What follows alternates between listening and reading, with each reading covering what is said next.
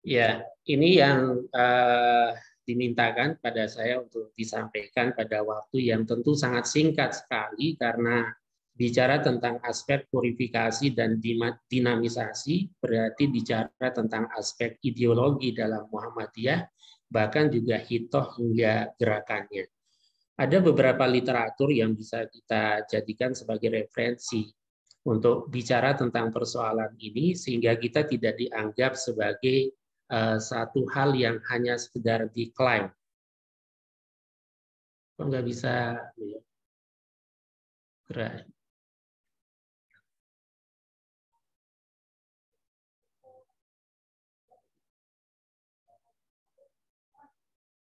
Ini nggak bisa Nggak bisa pindah ya Pak ya? dipindah-pindah ya? Mungkin bisa dibantu Mas Evan. Saya screen dari Mas Evan atau gimana? Boleh. Langsung diarahkan langsung ke apa itu? Ya. Berbicara tentang Muhammadiyah sebagai gerakan purifikasi dan modernisasi, maka kita harus melacak ya, pijakan-pijakan dan dasar-dasar yang bisa dijadikan sebagai argumentasi sekaligus juga untuk mengklaim gagasan sebagai gerakan purifikasi dan modernisasi. Karena ya secara akademik tentu harus ada pijakan yang jelas dan argumentatif. Dalam Muhammadiyah kita mengenal istilah aspek ideologi baik yang terkait dengan mukaddimah anggaran dasar sampai pada anggaran rumah tangga Muhammadiyah. Maka ini merupakan aspek-aspek yang bersifat ideologis yang kemudian implementasinya itu dijabarkan dalam hitoh-hitoh serta langkah-langkah Muhammadiyah. Maka dari 8 macam aspek yang terkait dengan ideologi dalam Muhammadiyah ini, tentu kita akan menemukan satu narasi yang sangat utuh yang menggambarkan tentang Muhammadiyah itu diproyeksikan sebagai gerakan purifikasi dan dinamisasi. Maka itu bisa kita baca dalam apa yang disebut dengan manhaj gerakan Muhammadiyah, baik yang meliputi ideologi, hitoh maupun langkahnya. Secara akademik juga tentu ketika bicara tentang dimensi-dimensi itu ada tataran-tataran yang bersifat ontologis, epistemologis, dan aksiologis. Dan itu dijabarkan betul dengan sangat rinci sesuai dengan tahapan-tahapannya. Karena semangat dari aspek ideologis yang digagas oleh Kiai Ahmad Dahlan sejak awal itu, yang mungkin saat itu baik secara narasi ataupun secara pemikiran-pemikiran utuhnya itu kadangkala masih bertebaran. Atau juga ada hal-hal yang perlu dimodifikasi, ditindaklanjuti, bahkan dikembangkan. Maka berbicara tentang aspek ideologi Muhammadiyah, tidak hanya pada tataran ketika awal Muhammadiyah itu berdiri, tetapi juga sebagai estafetanya setiap kesinambungan dari kepemimpinan dalam Muhammadiyah, kemudian ada satu forum yang sangat tinggi dalam Muhammadiyah untuk mencetuskan, menarasikan, bahkan menginterpretasikan berbagai gagasan-gagasan yang pernah disampaikan oleh Kiai Haji Ahmad Dahlan dan kemudian juga didinamisasikan sesuai dengan perkembangan dan keadaan zaman. Nah, itulah yang kemudian menjadikan Muhammadiyah itu sebagai gerakan yang multi talenta, gerakan yang multi perspektif, dan gerakan yang multi amaliyah yang dilakukannya itu. Seperti yang dikemukakan oleh Nakamura misalnya dengan ungkapan bahwa Muhammadiyah ini merupakan gerakan yang multi wajah.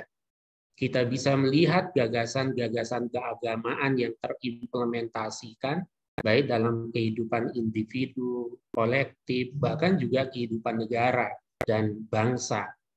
Tetapi juga pada sisi yang lain, satu organisasi tidak akan mungkin melahirkan satu gagasan-gagasan yang futuristik gagasan-gagasan yang implementatif bisa menjadi problem solver ketika tidak menggarap wilayah yang kita sebut dengan pendidikan.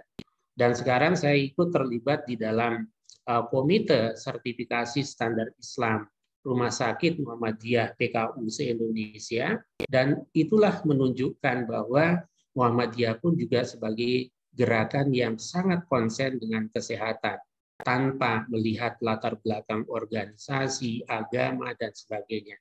Dan terakhir sebagai organisasi kemasyarakatan dan sosial itu. Nah, semuanya itu merupakan implementasi dari aspek-aspek ideologi Muhammadiyah maupun hitoh serta dikonkretkan dalam bentuk langkah-langkah yang praksis. Kemudian terkait dengan Muhammadiyah sebagai gerakan purifikasi dan modernisasi, kalau kita melacak dari apa yang tadi saya sampaikan, 8 aspek ideologi Muhammadiyah, maka baik secara tersirat maupun secara tersurat bisa kita temukan pertama dalam kepribadian Muhammadiyah. Dalam kepribadian Muhammadiyah itu dengan tegas dikatakan bahwa Muhammadiyah itu adalah suatu persyarikatan yang merupakan gerakan Islam. Kenapa yang digunakan kata gerakan? Tentu secara filosofi kan ada ungkapan yang mengatakan begini. Ciri orang hidup itu adalah bergerak. Bergerak itu melahirkan satu perubahan. Maka sebenarnya terma gerakan Islam itu menunjukkan bahwa Muhammadiyah itu ingin melakukan satu perubahan-perubahan menuju kepada kemaslahatan manusia secara menyeluruh dan universal. Kemudian di dalam MKCH, Matan Keyakinan dan Cita-cita Hidup Muhammadiyah pun juga ada kalimat yang di situ bernilai purifikatif, tetapi juga ada nilai-nilai yang bersifat modernisasi. Di mana dalam MKCH itu disebutkan bahwa Muhammadiyah adalah gerakan Islam dan dakwah amar ma'ruf nahi munkar. Berakidah Islam, bersumber pada Al-Quran dan Sunnah, nah bercita-cita dan bekerja untuk terwujudnya masyarakat utama. Kenapa terma masyarakat utama yang dipilih? Bukan masyarakat misalnya yang berkemajuan dan lain sebagainya. Ternyata secara filosofi itu ditemukan pemilihan terma masyarakat utama ini untuk menunjukkan bahwa masyarakat yang dilahirkan dari gerakan Muhammadiyah ini adalah masyarakat-masyarakat yang tidak hanya menjadi grassroots-nya, yang tidak hanya menjadi masyarakat-masyarakat terbelakang khususnya, tetapi masyarakat yang memiliki peran secara konkret dan bisa menjadi problem solver terhadap berbagai problem-problem kemanusiaan. Maka penterjemahan itu kemudian bisa dilihat dari keragaman majelis-majelis dan lembaga yang di situ menunjukkan bahwa wilayah gerakan dari Muhammadiyah itu bukan sekedar wilayah-wilayah yang menyangkut keagamaan secara ansih dalam pengertian yang terbatas, tetapi kemanusiaan itu sendiri, dan bahkan juga untuk menjadi manusia-manusia yang berkeadaban istilahnya. Kemudian ada statement yang lebih spesifik terkait dengan Muhammadiyah sebagai gerakan purifikasi dan modernisasi. Itu bisa kita temukan dalam pernyataan pikiran Muhammadiyah jelang 1 abad. Dan itu terimplementasikan betul pada manhaj tarjih Muhammadiyah sebagai satu majelis yang memiliki peran untuk merumuskan, mencetuskan, menarasikan, bahkan juga memutuskan persoalan-persoalan keagamaan, baik yang berdimensi vertikal maupun yang berdimensi horizontal. Nah, di situ dikatakan bahwa Muhammadiyah adalah gerakan Islam yang mengemban misi dakwah dan tajdid. Nah, kata tajdid inilah keywordnya sungguhnya. Kata kunci yang memberikan satu jawaban terhadap Muhammadiyah itu sebagai gerakan purifikasi dan modernisasi. Yang kemudian nanti terkejawantahkan tentu dalam hitoh dan langkah itu. Kita lihat misalnya ketika Muhammadiyah mencetuskan apa yang disebut dengan Al-Masailul Khamsah, 5 persoalan-persoalan keagamaan yang perlu diredefinisikan di dalamnya, karena banyak yang memahami secara atomistik, banyak yang memahami problem ini secara sangat dangkal dan sangat terbatas sekali. Maka ketika bicara tentang al-masailul khamsah, ada dimensi yang di dalamnya itu dimensi as-sawabit, yang kita sebut dengan purifikatif atau at-tajrid, satu penjernihan dan pemurnian keagamaan. Tetapi pada sisi yang lain ada aspek yang bersifat al-mutaghayyirat, yang di sini menggunakan terminologi modernisasi, adanya pembaharuan, adanya satu dinamika yang terus berkembang, dinamisasi, paham-paham keagamaan, termasuk juga bagaimana perspektif yang tepat dan benar sesuai dengan zaman yang terus berkembang. Nah, khusus terkait dengan al-masailul khamsah, tentu tidak semuanya akan saya jelaskan karena waktunya terbatas, khusus terkait dengan ibadah. Maka pada saat berbicara tentang masalah ibadah, paradigma yang dibangun oleh Muhammadiyah itu adalah bahwa ibadah dalam Islam itu adalah satu kesatuan yang hidup dalam kehidupan manusia. Maka tidak bisa dikotomikan sesungguhnya antara misalnya kalau orang mencari nafkah itu tidak dikatakan ibadah misalnya. Kemudian ada ibadah yang dimaknai sebagai sesuatu yang sangat terbatas. Maka Muhammadiyah memberikan satu paradigma bahwa ibadah itu ada yang sifatnya ibadah mahdhoh, yang menjadi hak prerogatif dari pembuat syariat, tetapi juga ada ibadah dalam pengertian yang luas, di mana manusia bisa melakukan modernisasi, dinamisasi, bisa melakukan kreasi dan inovasi di dalamnya. Maka ketika bicara tentang aspek yang bersifat purifikatif dalam ibadah, itu adalah ibadah mahdhoh itu. Yang di dalam paham keagamaan disebutkan bahwa ibadah mahdhoh itu adalah ma haddadahu syari'u fiha bi juz'iyatin wa hayatin wa kaifiyatin makhsusah. Yang intinya bahwa ibadah mahdhoh itu adalah ibadah yang memang dibatasi tata caranya, bentuknya, bacaannya, waktunya. Maka pada aspek ini Muhammadiyah bersifat purifikatif, penjernihan, pemurnian ajaran Islam dari berbagai macam penyimpangan, dari berbagai macam penyakit kronis yang sering disebut dengan TBC itu, tahayul, bid'ah, dan khurafatnya. Maka terkait dengan ibadah mahdhoh atau khas ini seperti sholat, puasa, haji, dan ragam ritus-ritus keagamaan yang ditentukan oleh syari, sikap kita adalah kepatuhan, ketaatan, dan ketertundukan.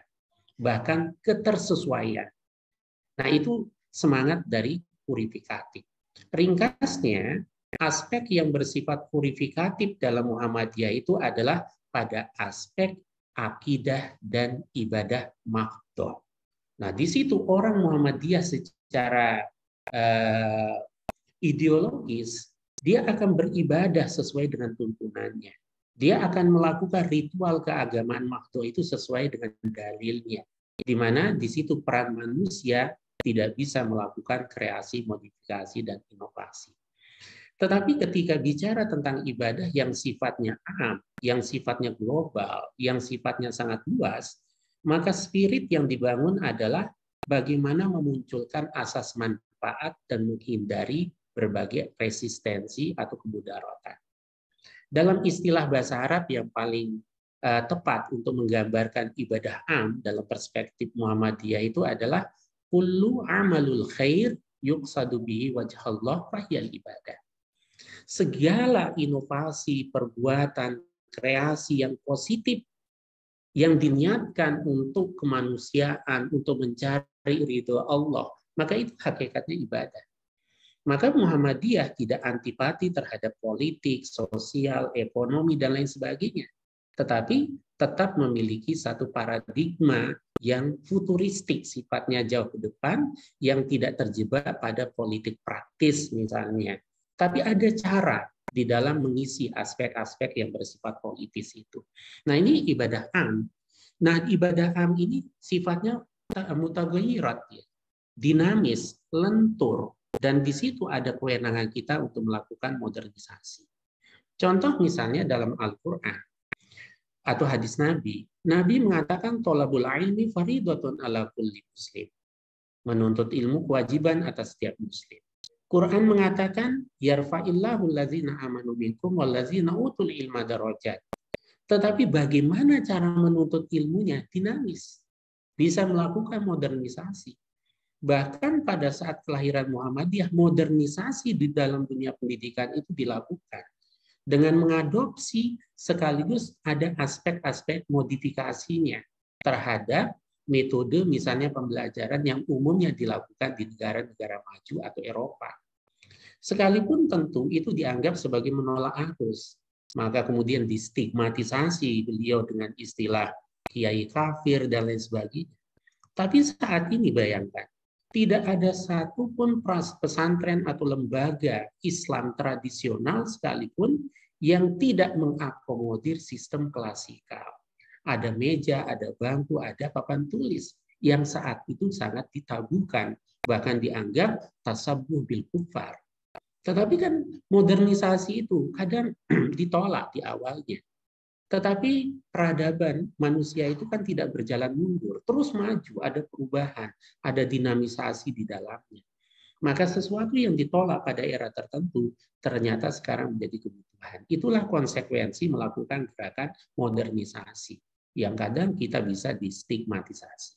Dan itu banyak hal-hal yang dilakukan pada era awal, as-sabiqunal awwalun mungkin istilahnya, yang nanti akan saya sampaikan lebih spesifik.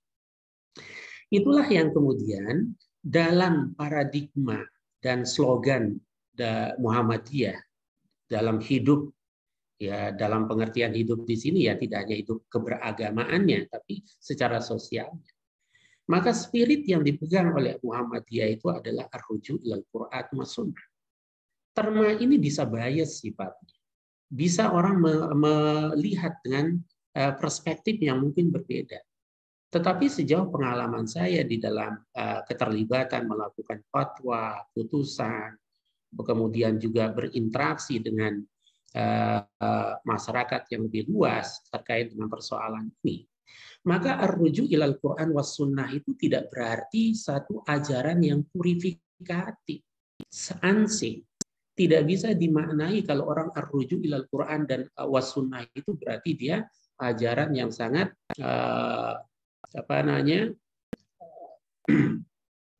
sangat-sangat dangkal, sangat rendah, sangat terbatas, atau gerakan puritan. Tidak. Sebab ar-ruju' itu sendiri tidak hanya dimaknai sebagai mengadopsi secara literal, secara tekstual. Tetapi di situ semangatnya, etosnya itu. Maka pada saat launching Tafsir At-Tanwir jilid 1, saya menyampaikan di situ tentang 5 etos yang dimiliki oleh Tafsir At-Tanwir itu. Padahal itu ar-ruju' ilal Qur'an wa sunnah. Nah, apa etosnya? Etosnya antara lain ada etos sosialnya, ada etos ekonominya, ada etos juga di bidang keilmuannya. Maka istilah ar-ruju' ilal Qur'an was sunnah itu tidak berarti menafikan tafsir-tafsir khalaf atau salaf dan tafsir-tafsir kontemporer. Kalau istilah kita tidak hanya kita merujuk pada kitab kuning, tapi juga kitab putih. Nah, itulah spirit dari ar-ruju' ilal Qur'an was sunnah itu. Dan itu karakter itu terimplementasikan dalam banyak putusan. Termasuk kemarin saya terlibat sebagai tim fatwa nasional COVID-19, pimpinan pusat Muhammadiyah. Ratusan pertanyaan seputar ibadah, aspek keagamaan yang terkait dengan COVID-19 itu ditanyakan betul. Maka ketika kita menjawab itu tidak hanya mereferensikan kepada Quran dan hadis secara literal, secara tekstual, tetapi ada aspek bayani, burhani, irfaninya yang nanti juga akan saya spesifikasikan pembahasannya. Karena menurut saya, bicara tentang Muhammadiyah sebagai gerakan purifikasi dan modernisasi itu tidak bisa dilepaskan dari manhaj tarjih. Karena manhaj tarjih itu adalah satu metode, satu manhaj untuk mengimplementasikan apa yang menjadi ide dasar dari Muhammadiyah sebagai gerakan purifikasi dan modernisasi.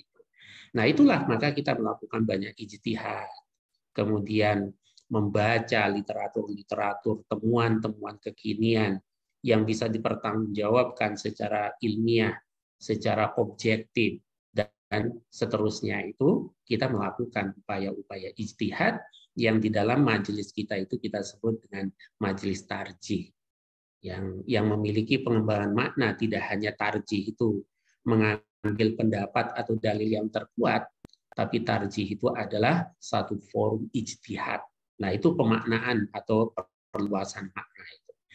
Nah, ketika Muhammadiyah dengan majelis tarjihnya untuk menangkap, untuk membahas persoalan-persoalan kekinian atau persoalan-persoalan yang sifatnya kontemporer, maka ijtihad sebagai konsekuensi ar-ruju' ilal kitab was sunnah itu, kita menjadikan Quran dan sunnah Nabi sebagai pijakan utamanya, sebagai masdarul hukumnya, baik secara langsung maupun secara tidak langsung.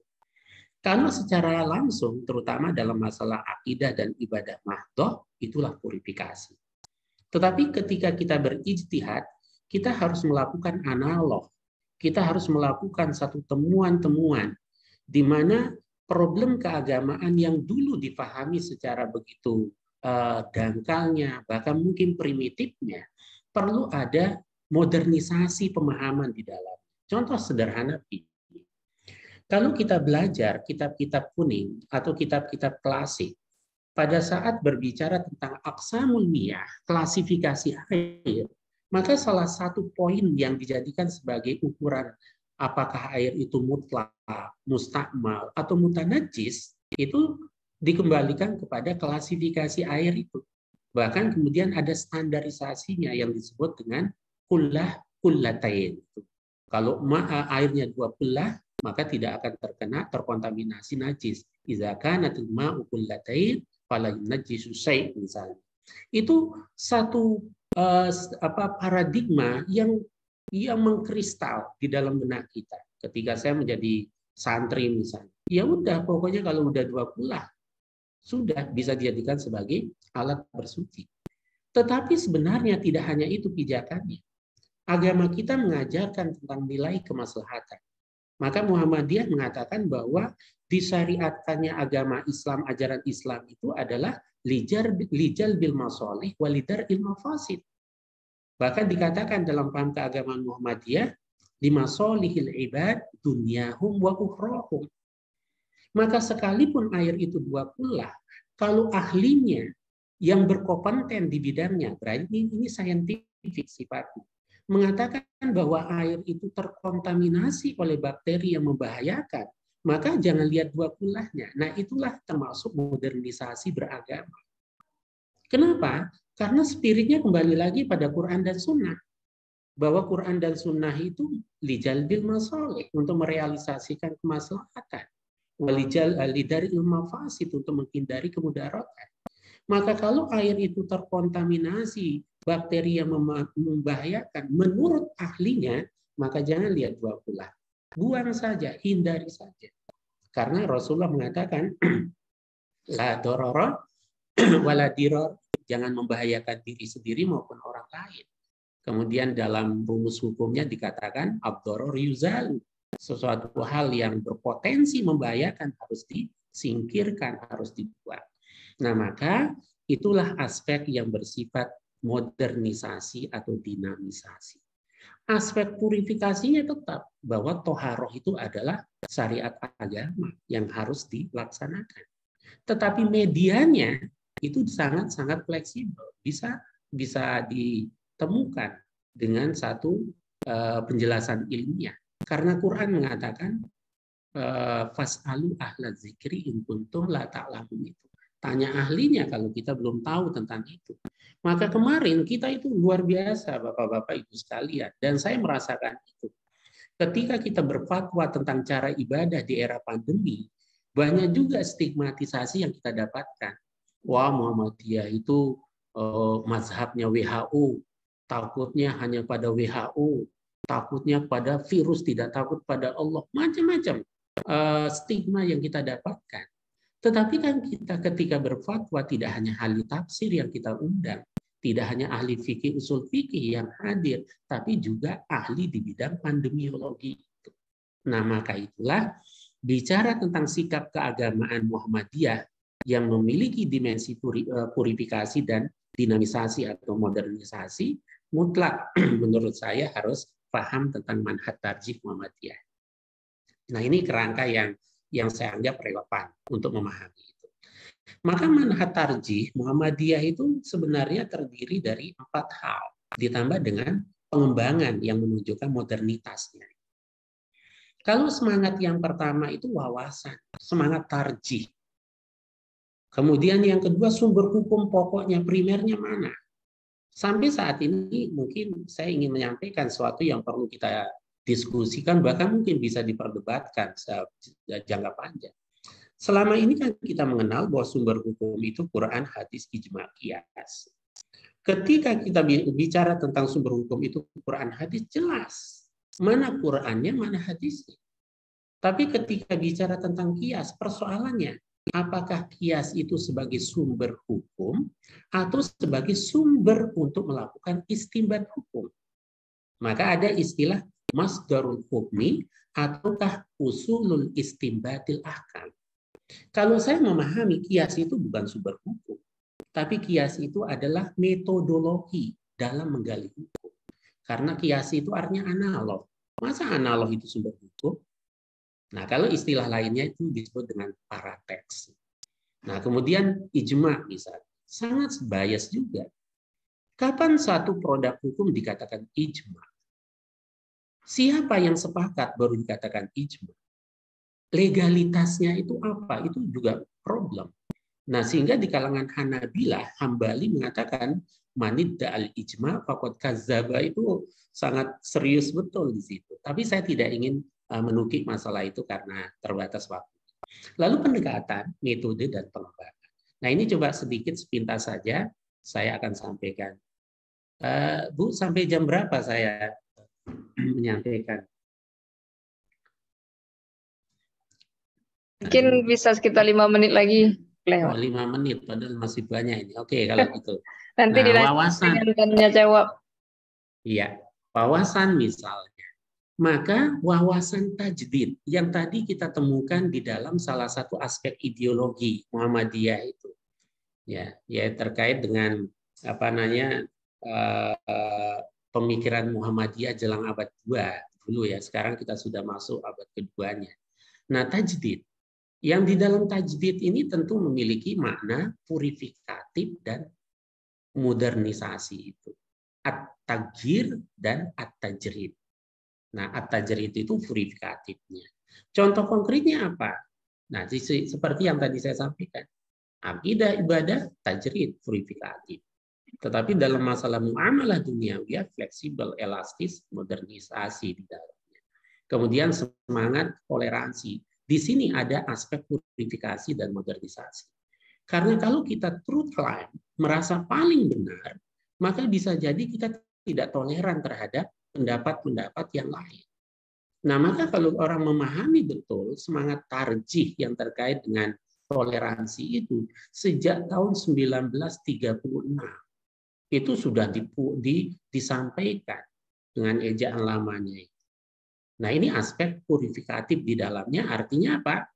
Al-muhafazah alal qadimi sholih. Hal-hal masa lalu yang masih relevan tetap dilestarikan. Tetapi wal muhafazah alal qadimi sholih wal ahzu bil jadidil aslah. Mengambil temuan-temuan baru yang lebih maslahah, itu modernisasi. Kemudian semangat keterbukaan. Silahkan kita mendapatkan masukan, kritikan, asal konstruktif tentu kita akan dengar dan kita jadikan sebagai satu hal yang memacu untuk semakin menjadi gerakan yang modern. Kemudian dimensi yang lain tidak berafiliasi mazhab. Dalam konteks yang kita bicarakan, tidak berafiliasi artinya tidak mengekangkan diri pada satu pendapat tertentu. Itu ada nilai modernitasnya di dalamnya. Kenapa? Karena tidak selamanya satu persoalan itu dikuasai oleh segelintir orang, satu orang atau satu kelompok. Maka kita harus mengakomodir pendapat-pendapat lain, terbuka, welcome terhadap gagasan-gagasan yang lain. Nah, ternyata apa yang diambil sebagai sikap ini seringkali saya sampaikan dengan pelatihan kemarin saya menyampaikan di UMS Universitas Muhammadiyah Surakarta juga tentang persoalan manhaj tarjih itu sangat relevan sekali dengan pendirian dari imam mazhab. Yang intinya baik Abu Hanifah, Imam Malik, Imam Syafi'i, Hambali atau mazhab Hanafi, Maliki, Syafi'i dan Hambali itu sangat memiliki satu keterbukaan. Dan mereka tidak ingin diklaim sebagai satu-satunya orang yang bisa berpendirian lebih baik dan lebih ideal.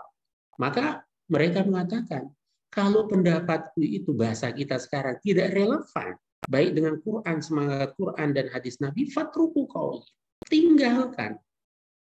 Nah, belum lagi paradigma bermazhab itu sendiri.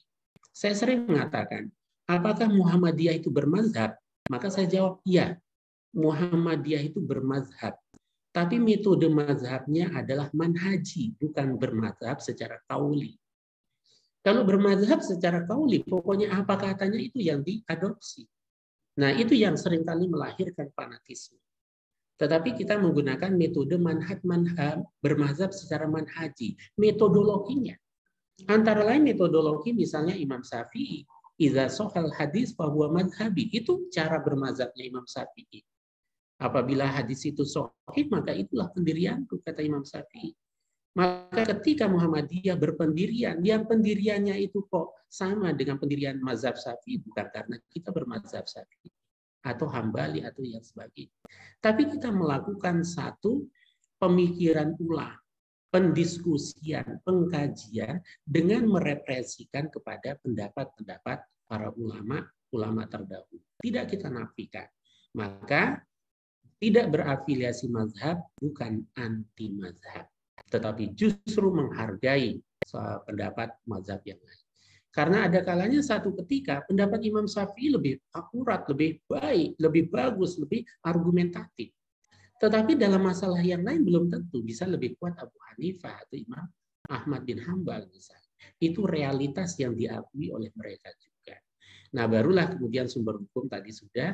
Lalu inilah yang menjadikan sikap keagamaan kita itu menjadi modernis itu. Sekalipun ya kita melakukan modifikasi terhadap gagasan Al-Jabiri ya.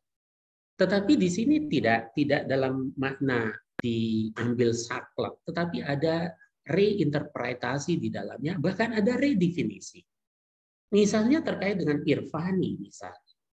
Irfani itu sering diartikan sebagai zauq, rasa, bahasa, kolbu, yang itu merupakan terma yang banyak berkembang di kalangan ahli tasawuf.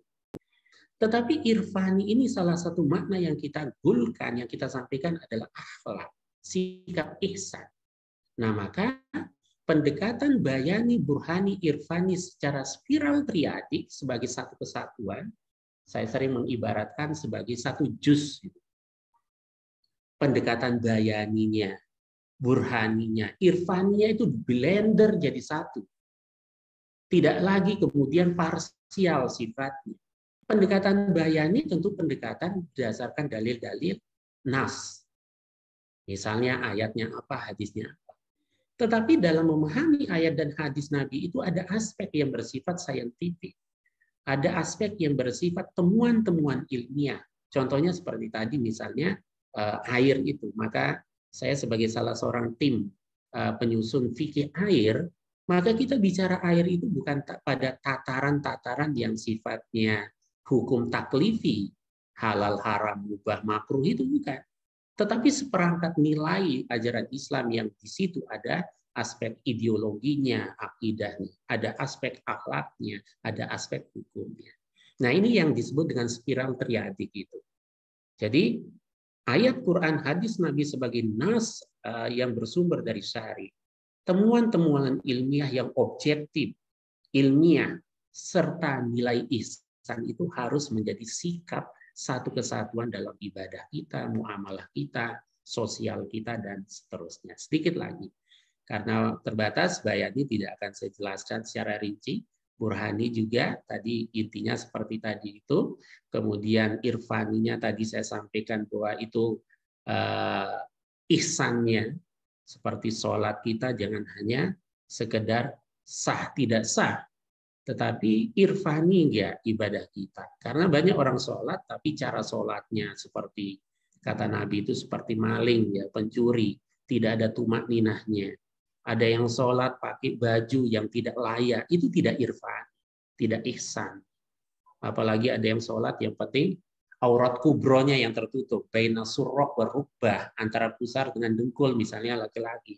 Nggak pakai baju sah secara fikih, tapi tidak irfan, tidak berakhlak kepada Allah dan Rasulnya. Nah itulah yang kita kemas kemarin dalam fatwa-fatwa tentang ibadah di era pandemi ya. Ada bayani, ada burhani, irfan. Secara bayani kaifiyah sholat nggak ada yang berubah. Secara burhani jarak saf itu perlu dimodifikasi karena ada kemudaratan yang lebih besar. Kita juga mempertimbangkan aspek bayaninya. Apakah saf berjarak itu bagian dari mubtilatil sholat, membatalkan sholat, atau sebagai penyempurna misalnya, kesempurnaannya. Tetapi ada skala prioritas yang juga dipertimbangkan. Kan dalam agama ada kaidah yang mengatakan darul mafasid muqaddamun ala jalbil masalih. Mengambil satu kemaslahatan itu darul mafasid, menghindari kemudaratan harus diprioritaskan ketimbang asumsi mendapatkan kemaslahatan. Bahkan ketika ada dua kedaruratan ada kaidahnya. Iza jtama'a mafsadatani ru'ya a'zamu adararan birtikabi ahaffiha. Kalau ada dua resistensi berkumpul dalam satu keadaan, tetap kita harus melokalisir resistensi yang besar dengan mengambil yang paling minim tingkatan. Itulah saf berjarak, menggunakan masker dan seterusnya. Itu implementasinya. Nah, ketika mengimplementasikan ini supaya bisa dibaca oleh masyarakat modern, bahasa kita sekarang, masyarakat akademisi, maka kita menyusun fatwa dan putusan kita itu secara lebih akademis. Ada aspek ontologisnya di situ, ada aspek epistemologisnya di dalamnya, dan ada aspek aksiologinya. Kalau istilahnya Prof. Samsul, ada al-qiyam al-asasiyah, di situ ada kesalahan tulis Arabnya, nilai dasarnya apa? Al-usul al-kulliyah, prinsip-prinsip universalnya apa? Untuk melahirkan al-ahkam al-far'iyah, pedoman praktis. Seperti ini misalnya. Ketika kita membuat fikih perlindungan anak, maka tidak hanya bicara tentang halal haram boleh tidak makruh mubah, tapi kita bicara mulai dari nilai dasar al-qiyam asasiyah, ontologinya apa, epistemologisnya apa, aksiologisnya apa. Maka fikih anak tidak hanya bicara tentang bagaimana cara membuat anak, ada firos misalnya, tapi cara bagaimana memuliakan anak, ada nilai asas dasar tauhidnya, karomah insaniyahnya sebagai berikutnya memuliakan.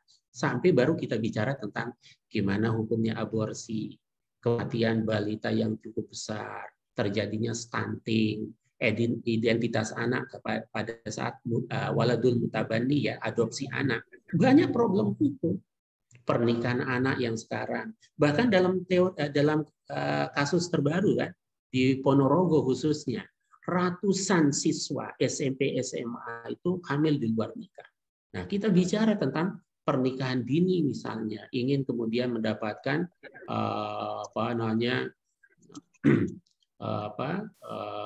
penyetaraan usia misalnya dan lain sebagainya. Bagaimana kita usia yang ideal untuk nikah, terjadinya trafficking misalnya, kekerasan seksual, itu include di dalam fikih anak. Maka dari sini bisa kita simpulkan bahwa beragama itu harus secara jiwa modernis di dalamnya. Kenapa?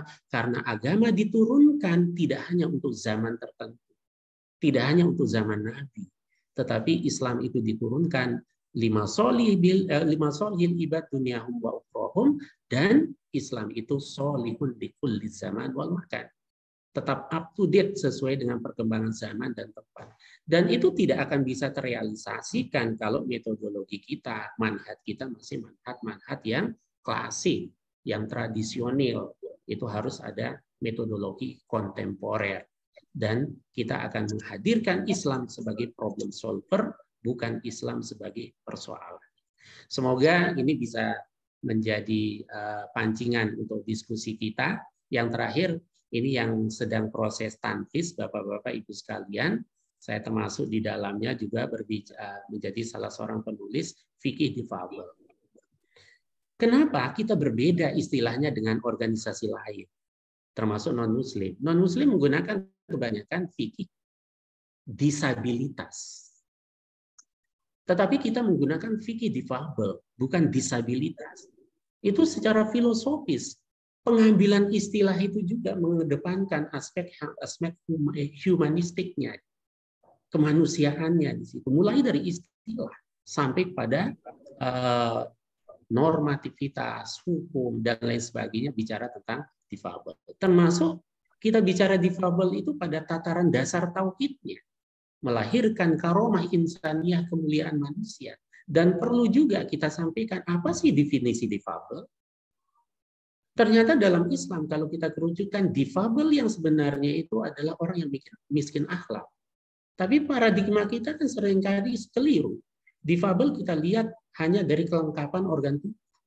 Padahal manusia dengan binatang itu beda tolok ukurnya. Kalau binatang itu tolok ukurnya kan fisik. Semakin gemuk sapi itu semakin mahal. Tapi manusia, value, nilainya. Maka itulah kata Allah, inna akramakum indallahi atqakum. Maka di fikih difabel kita bicara tentang hak ibadahnya, hak sipilnya, hak tumbuh kembangnya, sampai bicara pada al-asnaf as-samaniyah. 8 golongan yang berhak menerima zakat. Difabel dalam kondisi tertentu itu di mana letaknya? Dari al-asnaf as-samaniyah. Kita tidak merubah 8 golongan yang berhak mendapatkan zakat, tapi melakukan reinterpretasi. Du'afa, lemah itu artinya apa? Kan tidak hanya lemah secara fisik, tapi juga lemah ilmunya, lemah bahkan ada yang mustada'afin, orang yang diperlemah oleh sistem, seperti korban trafficking, kemudian para TKW di luar negeri yang diintimidasi atau hak-haknya itu du'afa itu, nah reinterpretasi. Saya kira itu, dan terakhir ini contoh modernisasi di era awal Muhammadiyah. Artinya bahwa sikap-sikap modernitas itu sudah ada sejak awal. Penentuan arah kiblat misalnya, dulu di Indonesia kan ke arah barat, yang penting barat. Akhirnya banyak sekali masjid-masjid yang salah atau kurang tepat arah kiblatnya. Itu sudah disuarakan sejak era awal, as-sabiqunal awwalun fil Muhammadiyah. Tetapi kan ditolak. Lah sekarang dilakukan satu gerakan sertifikasi arah kiblat. Ternyata mencerdaskan orang itu butuh waktu 1 abad. Hanya urusan kiblat. Penggunaan hisab astronomi. Masyarakat Muslim adalah satu masyarakat yang memiliki peradaban terbesar di dunia. Tapi sampai saat ini orang Islam belum punya kalender internasional pemersatu. Kalah dengan orang Hindu kan yang jumlahnya cuma sedikit. Di beberapa tempat kalah. Kenapa? Karena paradigma keberagamaan kita kadang pertama tidak konsisten, yang kedua adalah mana yang purifikatif dan mana yang modernisasi atau itu tidak dipilah. Puasa awal bulan Ramadan itulah purifikatif. Tapi bagaimana cara menentukan awal bulan itu dinamis. Maka Nabi mengatakan kenapa menggunakan ru'yat pada era awal. Tegas kausa hukumnya. Nabi mengatakan nahnu ummatun ummiyatun la naktubu wa la nahsub. Quran mengatakan asy-syams wal qamaru bihusban. Kalau kita mau melihat saja sekarang ada teropong yang lebih canggih yang bisa memfoto keadaan hilal 0, sekian derajat. Tapi kan tidak digunakan, malah kita sibuk berdebat tentang kriteria yang awalnya disepakati 2 derajat sekarang menjadi 4, sehingga kemungkinan berbeda itu semakin keras. Ya tergantung akhirnya kita ulil amri itu apa lagi, itu sangat debatable. Kalau di negara tertentu seperti Malaysia, ulil amrinya jelas berdasarkan kriteria keagamaan dalam menentukan. Tapi kalau di Indonesia, siapa ulil amri? Menteri Agama belum tentu, karena itu jabatan politik. Tergantung siapanya kan. Nah, di sini masalahnya. Itu sudah dilakukan. Kemudian pengumpulan zakat fitrah, kepanitiaan kurban di awal-awal nggak ada. Akhirnya apa? Distribusi zakat, distribusi daging kurban menjadi tidak merata. Maka kita memodernisasi caranya, berpikir supaya zakat itu sesuai dengan tujuannya. Likai la takuna dulatan bainal aghniya minkum. Tapi kan model zakat kita pada umumnya itu seakan-akan zakat itu melestarikan orang miskin menjadi tetap miskin. Kenapa? Karena yang diberikan haknya 2,5%. Kita belum berpikir secara radikal dan progresif terkait dengan optimalisasi fungsi zakat misalnya. Maka kita di Muhammadiyah bicara tentang zakat kontemporer. Ketika bicara akhlak, kita bicara akhlak filosofi. Dan itu menjadi insya Allah segera akan menjadi risalah Islamiyah. Itu yang utuh satu kesatuan. Dulu orang khutbah Jumat pasti bahasa Arab. Padahal tujuan khutbah itu untuk memberikan nasihat. Ternyata orang Indonesia itu tidak paham Indonesia, malah lebih paham bahasa Arab. Buktinya apa? Buktinya satu, khutbahnya dulu pakai bahasa Arab semua. Entah jamaahnya paham atau enggak, wallahu a'lam. Yang kedua buktinya gini, ini hanya intermezzo. Coba bapak-bapak ketika jadi imam, katakan luruskan dan rapatkan saf. Kira-kira ada nggak jamaah yang kemudian mengatakan sami'na wa ata'na? Saya yakin nggak akan, karena nggak paham bahasa Indonesia. Tapi kalau kita mengatakan sawu sufufakum fa inna taswiyatas sufuf min tamamis shalah, nanti jamaah sami'na wa ata'na. Itulah beragama kita. Sangat tradisional, kadang tidak menemukan substansi yang sempurna. Semoga apa yang saya sampaikan ini bermanfaat untuk diskusi kita ke depan. Kurang lebihnya mohon maaf, saya kembalikan kembali kepada Bu Fitri. Matur nuwun. Baik, sami-sami Pak. Terima kasih banyak Pak Ruslan. Ini sudah banyak sekali yang sudah disampaikan oleh Pak Ruslan. Belum diskusi saja ini waktunya sudah mau jam 10. Sudah jam 11.26 ya, sudah menjelang setengah 12. Baik, ini inti dari ajaran Muhammadiyah ya, bicara tentang purifikasi dan modernisasi. Ini gerakan purifikasi. Kita kembali lagi kepada semangat Muhammadiyah, itu ajaran Islam yang murni dan membebaskan umat Islam tadi disampaikan oleh Pak Ruslan, bebas dari tahayul, bid'ah dan khurafat ya. Ini kita kembali kepada gerakan pembaharuan ya, pemikiran Muhammadiyah yang tentu saja berlandaskan pada Al-Quran dan Sunnah.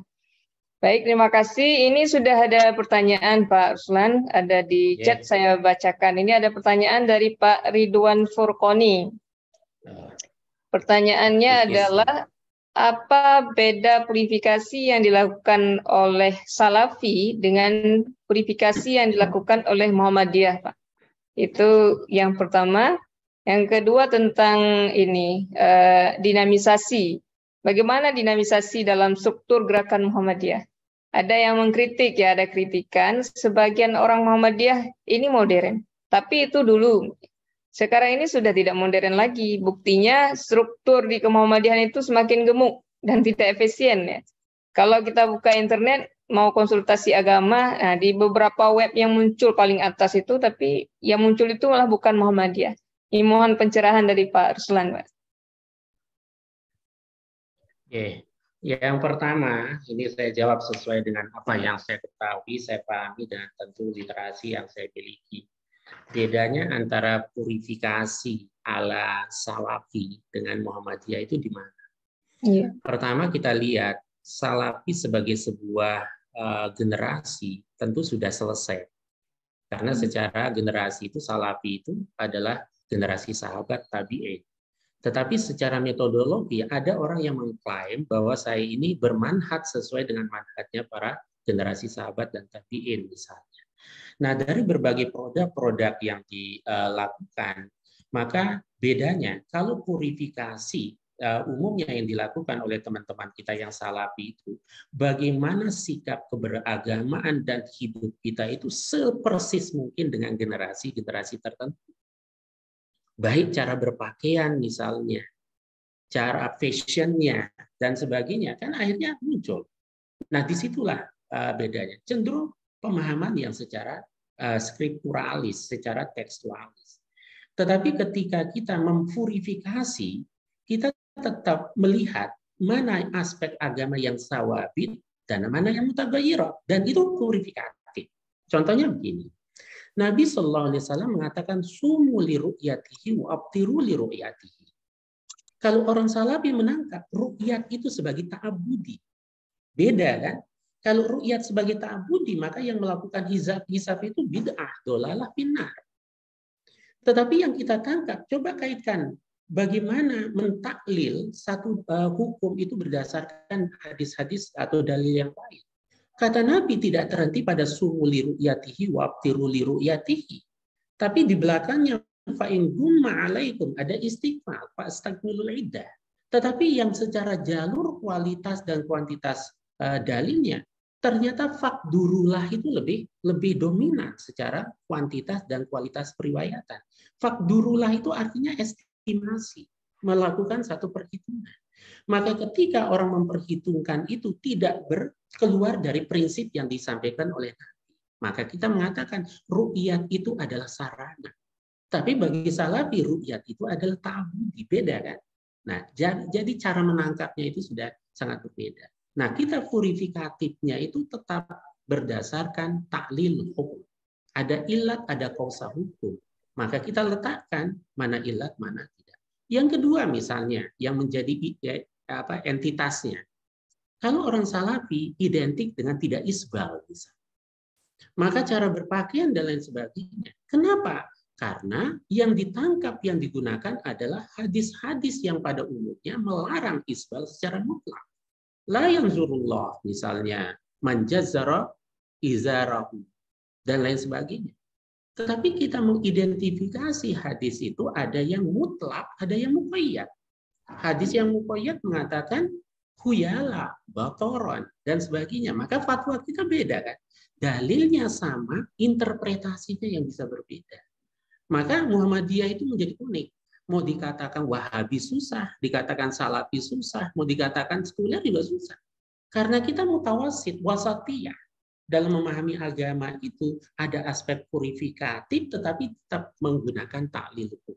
Yang terakhir, ketika saya mengikuti daurah tadribut du'a yang dilaksanakan oleh Riyadh dengan dosen-dosennya, narsumnya dari Riyadh kebanyakan dan sebagian orang kita, saya bertanya tentang ilat hukum. Maka mereka mengatakan la illata fil hukm kulluha ta'abudi. Tidak ada kausa hukum, tidak ada ilat hukum, semuanya bersifat ketertundukan dan ta'abudi.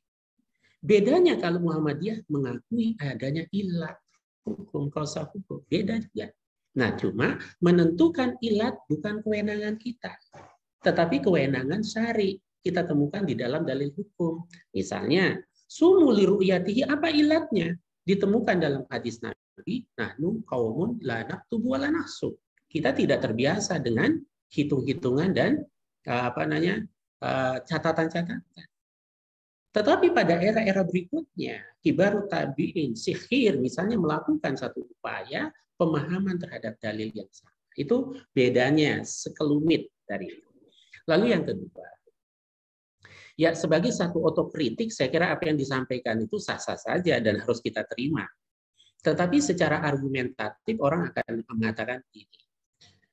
Kita sering ditanya, ya, kenapa secara organisatoris gemuk? Dan yang paling gemuk insya Allah majelis tarjih dan tajrid. Paling gemuk, sekitar 50 sekian. Tapi jujur, coba sekarang suruh ngisi kesanggupan. Siapa yang mau jadi pengurus tarjih? Saya yakin banyak yang berpikir ulang. Karena tugasnya berat. Maksud saya begini. Gemuk atau tidaknya itu kalau diukur secara finansial, dan itu ada keuntungan finansial, itu tidak modern. Kenapa? Karena mengobral uang. Masalahnya di Muhammadiyah ada gajinya enggak? Maka gemuk tidak gemuknya itu menjadi sesuatu hal yang sangat relatif akhirnya. Kegemukannya itu pun juga dilihat dari sejauh mana kemaslahatan yang akan diraih.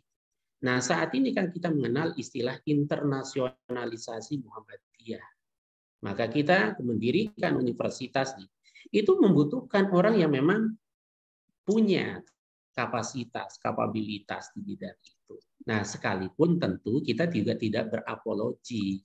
Oh, mestinya ini nggak perlu, misalnya cukup ini aja, itu saya kira bisa menjadi satu masukan. Tapi itu lagi, kalau itu sistem politik, kabinetnya gemuk, itu tidak modern, karena semakin banyak uang yang keluar. Ya, tapi di Muhammadiyah misalnya majelisnya ini, nggak digaji kok. Nah, itu persoalannya. Saya kira itu jawaban saya. Jadi bisa menjadi otokritik, juga bisa menjadi satu hal yang perlu didiskusikan. Saya kira itu Bu Fitria. Baik, terima kasih ya. Memang ada ini ya mengkritik, tapi ini mendengarkan kembali penjelasan dari Pak Ruslan ada memberikan pencerahan ya. Memang gemuk, tapi kan kegemukannya itu bukan berarti apa namanya kalau kita hubungkan dengan tadi dengan finansial, karena memang di Muhammadiyah ini penuh dengan pengabdian ya Pak ya.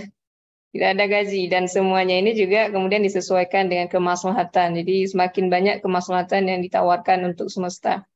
Baik, Bapak Ibu sekalian, mungkin ada lagi yang ingin ditanyakan. Silakan langsung. Bu. Monggo. Izin Bu. Sorry. Ya, silakan. Oke. Mohon maaf Pak Ruslan. Assalamualaikum warahmatullahi wabarakatuh. Selamat ya Pak Dokter. Selamat ke Bu Fitri. Pak Sariful ya. Ya Pak Sariful, monggo Pak Sariful.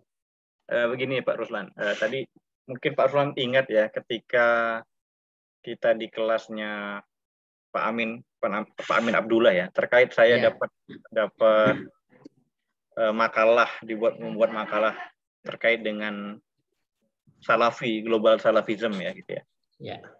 Tadi secara tidak langsung Pak Ruslan menyinggung hal-hal demikian. Tetapi bagaimana kedudukan Muhammadiyah untuk menyikapi hal-hal yang menjadi rutinitas di kalangan tertentu,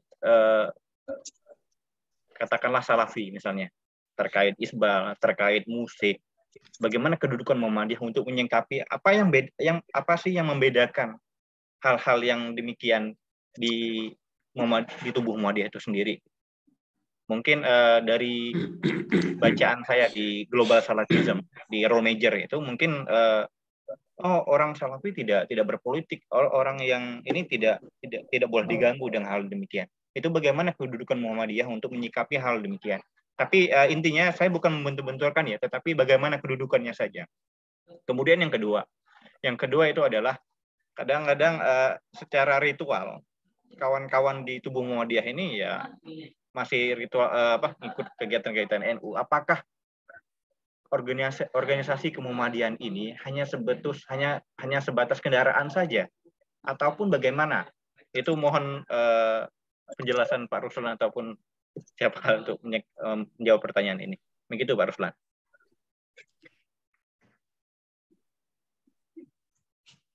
Langsung dijawab Bu Fitri. Ya, baik. Terima kasih Pak Sariful. Silakan langsung saja Pak Ruslan. Iya, pertama terkait dengan kedudukan atau mungkin juga sikap kita ya terhadap aliran apapun. Kita mengetahui misalnya ketika Muhammadiyah itu berhadapan, di mana majelis hukumnya juga berperan di dalamnya. Ada orang yang teridentifikasi menganut aliran, maaf saya sebut Salafi. Kemudian dia tertuduh bahkan terbunuh oleh Densus 88. Misalnya kasusnya di Klaten. Muhammadiyah tidak antipati terhadap seseorang hanya karena afiliasi. Tetapi kalau dia memiliki hak-hak kemanusiaan yang harus dipertanggungjawabkan, Muhammadiyah terdepan dalam membela itu sekalipun orang itu berafiliasi pada kelompok tertentu. Entah disebut dengan Salafi jihadi misalnya, atau disebut dengan apapun di situ. Itu pertama. Yang kedua, yang kita lakukan itu selalu dialogis itu. Nah, maka ketika kita berhadapan dengan berbagai hal, kalau itu menyangkut masa depan persyarikatan, karena saya sering ke berbagai daerah, di situ ada aum yang diambil alih oleh komunitas tertentu, di situ ada masjid yang diduduki oleh komunitas tertentu, termasuk apa yang tadi disebutkan. Misalnya saya pergi ke Riau, ada kasusnya. Maka yang pertama kali kita lakukan adalah langkah dialogisnya. Kita dialogkan. Sampai-sampai misalnya di suatu tempat kita dikatakan Muhammadiyah firqatun dhallah, kita nggak pernah emosi dan kita tidak akan kemudian mengkanter sesuatu itu secara emosional. Maka belum pernah ada kasus, insya Allah tidak akan pernah ada kasus misalnya orang-orang Muhammadiyah membubarkan satu forum atau pengajian karena berbeda pendirian agama, enggak kita lakukan. Karena yang lebih kita buka itu adalah forum dialognya. Nah, di situ kalau kita mengistilahkan mendudukkan posisi mereka. Kemudian yang lain, ketika kita bicara tentang ini, persoalan-persoalan ini, ya termasuk dalam masalah politik, ya kita akan menggunakan high politik. Muhammadiyah itu mengatur jarak dengan semua partai politik. Maka sekalipun didirikan oleh orang penting di Muhammadiyah, tidak diklaim sebagai partainya orang Muhammadiyah. Nah, kalau dikatakan Salafi tidak berpolitik, apa makna berpolitik itu? Sejauh yang saya lakukan pelacakan, ketika melegitimasi apapun yang menjadi keputusan pemerintah dan lain sebagainya, ternyata ada dimensi politik yang bermain. Ketika orang melakukan dalam dunia demokrasi, ya kan demokrasi sering dikatakan togut, ya. Tapi pada sisi yang lain, ketika ada yang mendemo suatu pemerintah, dan itu hak konstitusional dalam dunia demokrasi. Tapi kan ada stigma dikatakan Mu'tazilah, macam-macam, Khawarij. Silakan bisa dicari literasinya. Banyak. Nah, jadi literasi itu. Nah, itu kalau dikatakan berpolitik, ya berpolitik juga sesungguhnya. Artinya ada sikap politik. Sekalipun tidak politik praktis. Kan sama aja akhirnya. Muhammadiyah tidak berpolitik praktis. Tetapi sikapnya jelas. Apa sikap dalam dunia politik Muhammadiyah? Melakukan jihad konstitusi ketika pemerintah itu melakukan pelanggaran terhadap undang-undang. Kan itu yang dilakukan. Dan saya mengikuti beberapa kali kajian akademik tentang rancangan undang-undang atau peraturan presiden yang sudah digolkan. Saya ikut melakukan kajian, ternyata ini banyak kesalahan fatalnya kita melakukan jihad konstitusi. Beberapa kali kita menang. Nah, artinya bahwa kita sungguhnya tidak melihat apakah itu Salafi atau bukan dan lain sebagainya. Kita hidup sebagai kehidupan yang bertetangga, yang saling menghargai, dan ada wilayah di mana kita bisa mempertahankan juga apa yang menjadi sikap keagamaan tanpa menstigma kelompok lain. Kalaupun iya, kita buka ruang untuk diskusi. Nah, tapi kan kita juga sering, kenapa kita mengatakan hisab itu adalah satu yang syar'i? Kita diponis juga dikatakan melakukan bid'ah macam-macam karena hisab itu, dan kita bisa berdialog di situ. Tapi kadang ada kalanya kita menjawab dengan bahasa gurauan. Gak apa-apa, kami bid'ah setahun sekali ketimbang tiap hari bid'ah. Itu bahasa-bahasa gurauan itu. Kenapa? Karena tidak semua hal itu perlu ditanggapi secara serius. Tapi kalau dialognya, nah kita bisa bertukar pikiran, bisa melakukan interpretasi. Nah, itu juga kaitannya dengan masalah ritual. Sebagai organisasi yang menjunjung tinggi di wawasan tarjih tadi itu kan wawasan toleransi, keterbukaan dan sebagainya. Memang itu selalu ada plus minusnya. Pak Syariful, selalu ada plus minusnya. Nah, plus minus itu sebagai tantangan atau bukan itu menjadi problem. Maka di Muhammadiyah ada yang dikenal istilah Musa, Muhammadiyah Salafi. Orangnya Muhammadiyah, jenggotnya panjang dan congkrang misalnya. Kita nggak menstigma mereka, tapi kita menyampaikan itu Musa. Muhammadiyah Salafi. Pak Syariful mungkin Musi. Ya itu Musa. Kemudian ada lagi Munu, Muhammadiyah NU. Ternyata ngaku Muhammadiyah tapi tahlilan gayeng misalnya. Ada lagi Musis, Mudia Persis, itu di daerah banyak itu. Ngakunya Muhammadiyah tapi cara berpikirnya itu saklek-saklek juga di situ. Ada. Nah, sekarang ada yang namanya Marmut, Muhammadiyah Marhain. Ternyata orang Muhammadiyah aktif di PDIP misalnya. Ada PSI juga ya. Ya itulah konsekuensinya sebagai satu organisasi yang memang sering welcome. Tapi ya itulah dinamika. dianggap sebagai tantangan. Iya, dianggap sebagai problem juga mungkin bisa jadi. Tapi prinsipnya kita selalu berteman kan Pak Sariful, sejak kuliah sampai kapanpun. Sekalipun Siap, Pak. cara Siap. penampilan kita beda. Itu ya. Iya, Pak. Matur nuwun. Sama-sama Pak Sariful. Baik, terima kasih penjelasannya ini Pak Ruslan. Ya, inilah indahnya di tubuh Muhammadiyah ya. Semua bisa didialogkan, saling menghargai. Kadang kalau ada masalah itu ya bisa saja kita selesaikan dengan gurauan, ya. Iya, betul. Oke, baik. Ini sudah jam 11.44. Kita masih berikan kesempatan satu lagi. Mungkin ada yang ingin diskusi, bertanya langsung pada Pak Ruslan. Kami persilakan, Bapak Ibu.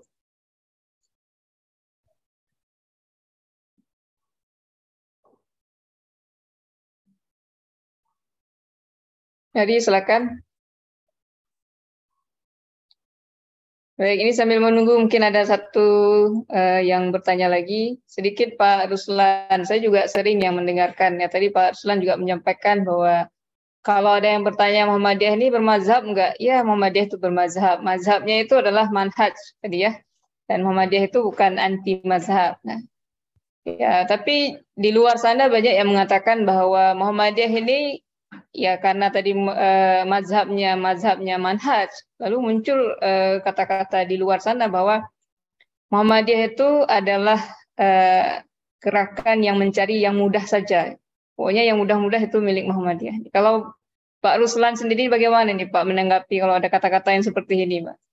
Iya, kita masalahnya kan begini. Kalaupun kita memilih sesuatu yang mudah itu karena ada dalilnya. Beda antara mencari kemudahan dengan memudah-mudahkan masalah. Rasulullah SAW ketika dihadapkan pada dua pilihan, maka Rasulullah selalu memilih yang termudah ketika yang mudah itu memiliki dalil. Satu. Yang kedua, sifat dari ajaran Islam itu adalah taisir. Maka Nabi mengatakan, yassiru wala tu'assiru. Permudah, jangan dipersulit. Maka artinya kalau dalam suatu ketika ternyata hisab kita mengatakan 29 hari bukan karena kita tidak mau 30 hari. Sebab seringkali hasil hisabnya juga 30 hari. Jadi penentuan plus minusnya besar kecilnya itu argumen, dalil, bukan kemauan, bukan karena subjektivitas. Maka dalam Muhammadiyah, satu sikap keagamaan tidak akan diakui sebagai sikap Muhammadiyah kalau tidak dilahirkan dalam satu forum khusus berdasarkan ijtihad jama'i, ijtihad kolektif. Nah, ketika baca Quran, hadis Nabi, yassiru wala tu'assiru, bassiru wala tu'afiru. La yukallifullahu nafsan illa wus'aha, dan sebagainya. Justru yang kita temukan begini, ini tidak apologi, tapi kenyataan. Ketika Muhammadiyah menentukan awal Ramadan itu lebih dahulu dari pemerintah, banyak masyarakat yang lebih memilih yang belakangan kalau dalam soal memulai puasa. Tapi ketika Muhammadiyah itu ternyata putusan hisabnya mengatakan bahwa Idul Fitrinya lebih mendahului pemerintah, ternyata banyak masyarakat yang memilih ikut Idul Fitri lebih dahulu sesuai dengan pendirian Muhammadiyah. Indikatornya apa? Karena di Muhammadiyah kan melaksanakan Idul Fitri, Idul Adha itu di tanah lapang, di lapangan terbuka. Indikatornya banyak laporan dari PWM-PWM yang infaknya itu bisa 500 kali lipat persen. 500%. Yang biasanya dapat 10 juta, ternyata dapat 50 juta. Yang dapatnya 5 juta, ternyata bisa 25 juta. Jadi masyarakat itu juga pragmatis. Jadi intinya Muhammadiyah memilih 11 rakaat bukan karena tidak memilih yang lebih banyak. Sebab kalau lebih memilih yang lebih banyak, kenapa yang 23 rakaat? Pendapat ulama yang mengatakan 91 rakaat juga ada. Kenapa tidak dipilih yang lebih banyak 90 sekian rakaat misalnya? Enggak. Kita memilih 11 rakaat sholat tarawih karena secara kualitas dan kuantitas dalil itulah yang kita temukan paling kuat dalilnya. Maka Prof. Samsul menyusun sholat tarawih dalam tinjauan sejarah fikih, usul fikih. Itu dibaca baru ketahuan mana dalil yang ini, dalil yang ini. Jadi intinya kita bersikap berdasarkan dalil, bukan bersikap berdasarkan jumlah nominal. Yang terakhir, ya orang itu kan akan apologi atau orang itu tidak menolak karena ketidaktahuan. tugas kita kan mencerahkan, memberitahukan. Dalam kaidah dalam mahfuzat dikatakan an-nasu a'daun lima jahidu. Manusia seringkali a priori terhadap apa yang belum dia mengerti. Nah, tugas kita membuat mengerti. Saya kira nggak masalah itu sebagai satu penilaian statement. Karena kita hidup di dunia terbuka, bukan di dunia vakum. Iya benar ya. Semua orang juga bebas ya berpendapat gitu ya. Iya betul. Tadi lagi kembali kepada mutu kita itu semua sebenarnya bisa didialogkan ya. Baik, ada lagi kah yang ingin didiskusikan Bapak Ibu? Dipersilakan. Silakan kalau ada yang ingin ditanyakan, kami persilakan. Masih ada waktu, Bu Fitri. Masih ada waktu ya, sedikit lagi ya. Monggo silakan. Ya, oke. Terima kasih Pak Ruslan, ini saya. Ya, terkait dengan keminatan saya kan sejak mengenal tentang psikologi Islam gitu ya, ketertarikan dan lebih pada fokus kemampuan juga lah ya terkait dengan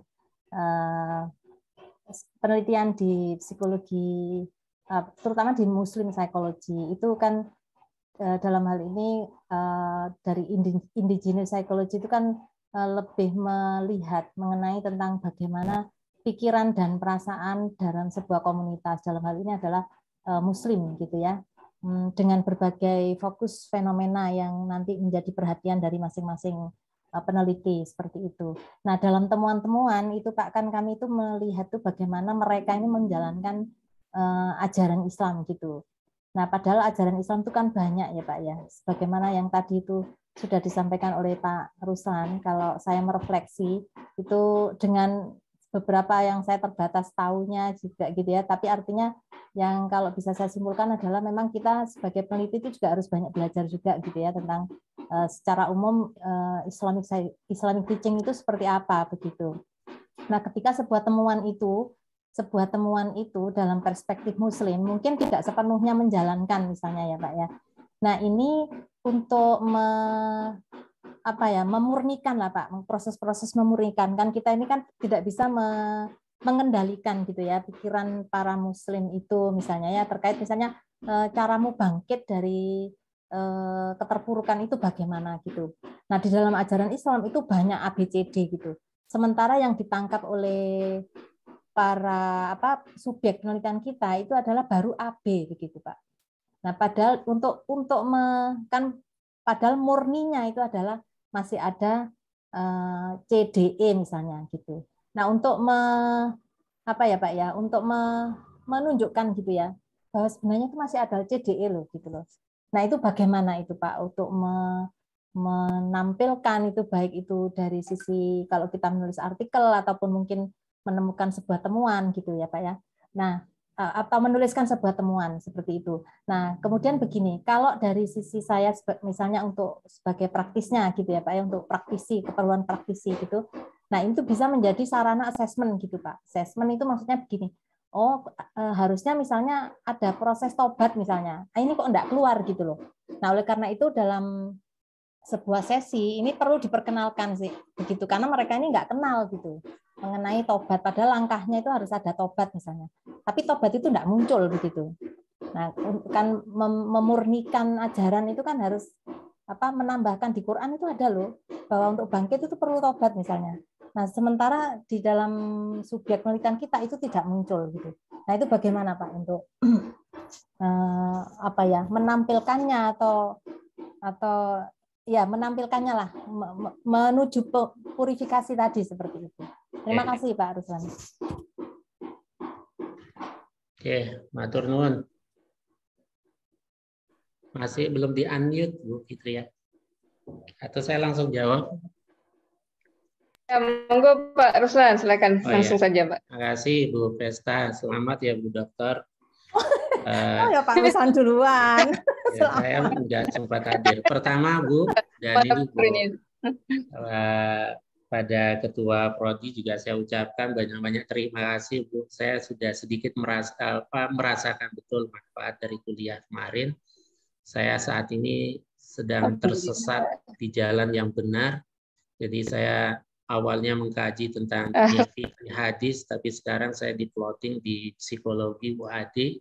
Banyak temuan yang saya temukan, termasuk apa yang disampaikan oleh Bu Pesta.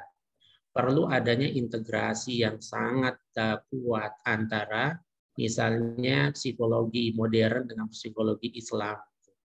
Nah, saya termasuk yang sepakat betul Bu ketika, dan saya banyak menyampaikan kepada mahasiswa-mahasiswi psikologi saya bahwa psikologi modern tentu ada banyak kelemahan-kelemahannya, antara lain terlalu kurang bahkan tidak berbicara tentang dimensi spiritual misalnya. Itu banyak saya sampaikan. Maka solusi yang pertama saya kira Bu, perlu kita kolaborasi. Itu kalau suatu saat nulis Bu Pesta itu fokus pada psikologinya, saya mungkin bisa menambahkan dimensi keislamannya, nah sehingga itu bisa menjadi salah satu solusi.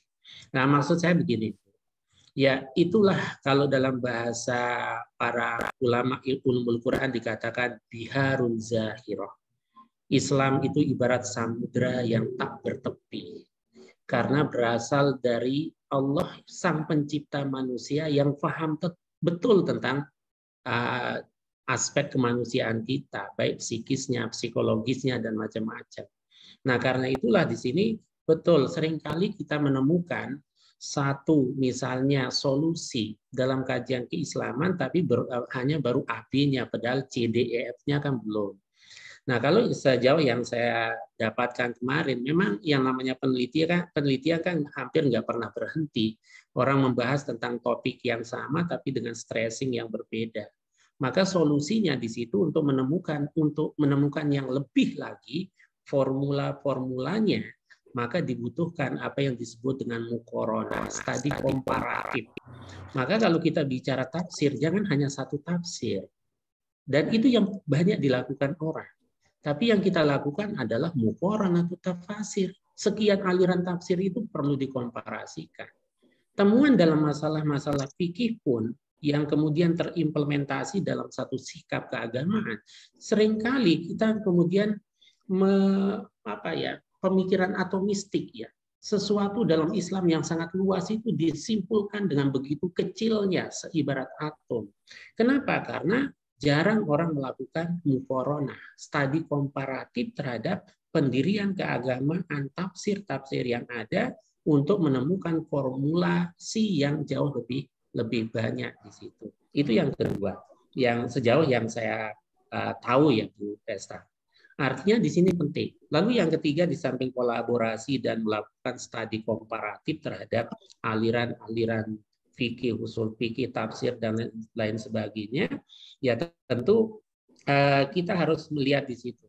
Salah satu wawasan tarjih yang tadi saya sampaikan adalah tidak berafiliasi mazhab, baik dalam teologi, fikih, dan lain sebagainya. Makna substantif yang kita pegang di sini, kita harus membuka diri terhadap pemikiran-pemikiran lain di wilayah yang sama, artinya dalam persoalan yang sama tentang keagamaan itu. Itu sejauh yang saya tahu. Selebihnya saya kira saya harus terus belajar Bu terkait dengan itu, dan saya ingin sekali bisa berkolaborasi suatu saat untuk menulis dengan Bu Pesta, bisa merealisasikan apa yang kita dapatkan kemarin. Saya miskin terkait dengan psikologi modernnya. Mungkin ada orang lain yang membutuhkan dari aspek agamanya misalnya. Kalau itu kolaborasi kan saling melengkapi itu. Saya kira itu. Nah, saya bisa menawarkan sesuatu dari sisi. Saya kira itu Bu Pesta. Terima kasih Pak Ruslan. Sami-sami. Baik, ya, terima kasih untuk Bu Pesta dan juga ini Pak Ruslan karena waktunya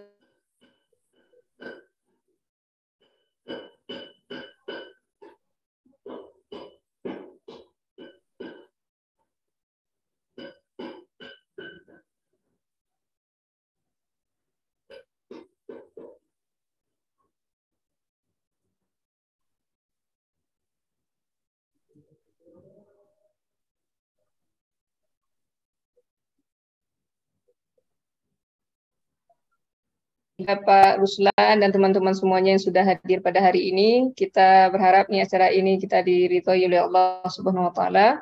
Kita akhiri pertemuan kita pada sesi yang kedua ini dengan sama-sama kita mengucapkan alhamdulillah.